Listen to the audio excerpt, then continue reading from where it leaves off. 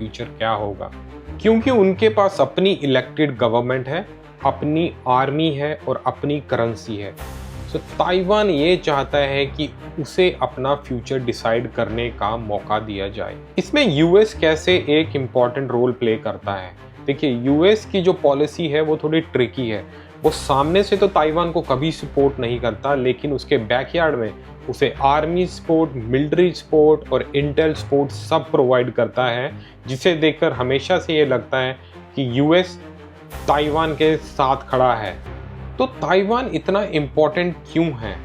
देखिए, एक political reason ही नहीं है कि ताइवान क्यों इतना इम्पोर्टेंट है। उसके पीछे एक बड़ा रीज़न है उसके सेमीकंडक्टर। जी हाँ, ताइवान दुनिया का सबसे बड़ा प्रोड्यूसर है सेमीकंडक्टर्स का, स्पेशली हाई एंड चिप्स। आपके फ़ोन, लैपटॉप, कार्स, कंप्यूटर और कोई भी चीज़ जिसमें चिप्स यूज़ होती हैं, तो हाई चांसेस है कि वो चिप्स ताइवान की हैं। आप इसी बात से अंदाज़ा लगा सकते हो कि वर्ल्ड की 90% of the advance chips comes from Taiwan. जी हाँ, Taiwan 90% of the advance chip produce करता है। तो अगर मैं सिंपल वर्ड्स में कहूँ, अगर चाइना ताइवान पर अटैक करता है तो इससे पूरी ग्लोबल इकोनॉमी क्रैश होने का डर है। अभी रिसेंट ईयर में कुछ टेंशन ज़्यादा ही बढ़ती जा रही है, बिकॉज चाइना अपनी कुछ मिलिट्री ड्रिल्स ताइवान के अराउंड करता रहता है, जिसे वो अपने फाइटर जेट्स, नेवल एक्सरसाइज, ऐसी चीज़ें ताइवान के अराउंड करता रहता है, जिससे इन दोनों कंट्रीज़ में हमेशा टेंशन बनी रहती है।